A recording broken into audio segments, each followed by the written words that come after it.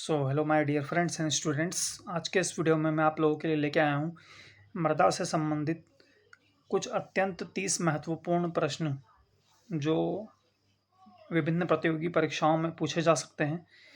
तो चलिए आइए वीडियो को स्टार्ट करते हैं। तो हमारा पहला प्रश्न है, मृदा को किस प्रकार की तंत्र की उपमा दी गई है? तो इसका सही उत्तर है जीवित तंत्र की। दूसरा प्रश्न है, पेडोलॉजी किस का अध्ययन है? तो उसका उत्तर है इसमें मृदा को एक पिंड मानकर अध्ययन किया जाता है। तीसरा प्रश्न है, ई एडापोलॉजी किसका अध्ययन है? तो इस प्रश्न का सही उत्तर है मिट्टी का अध्ययन फसल उत्पादन या पौधों को उगाने के संदर्भ में किया जाता है।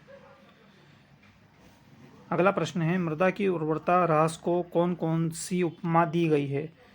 तो इस प्रश्न का उत्तर है मृदा अवकर्षण। अगला प्रश्न, मृदा जनन पैडोजेनेसिस क्या है? तो इसका उत्तर है मृदा निर्माण।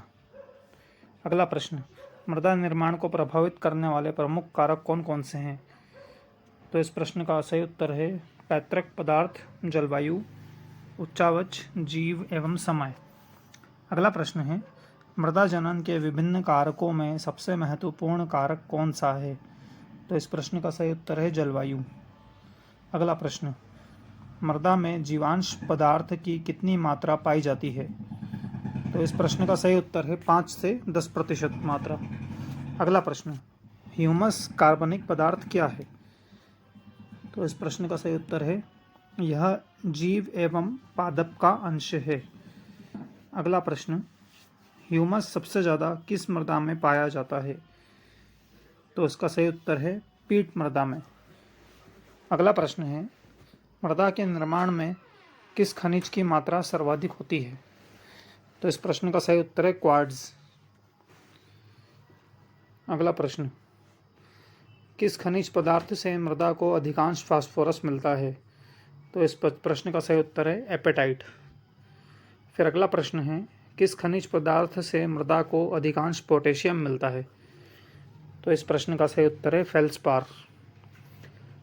अगला प्रश्न, किस खनिज पदार्थ से मृदा को अधिकांश कैल्शियम मिलता है?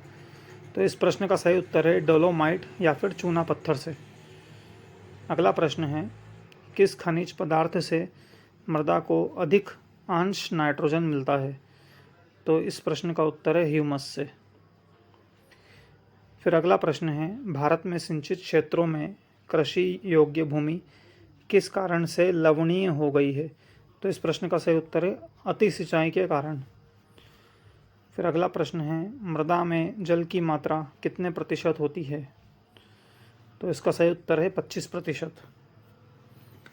फिर अगला प्रश्न है, मृदा में वायु की मात्रा कितने प्रतिशत होती है? तो इस प्रश्न का सही उत्तर है 25%।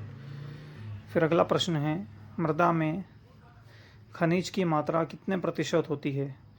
तो इसका सही उत्तर है 40 से 45%। फिर अगला प्रश्न है, मृत्तिका क्ले जिसको हम बोलते हैं का कणाकार कितना है?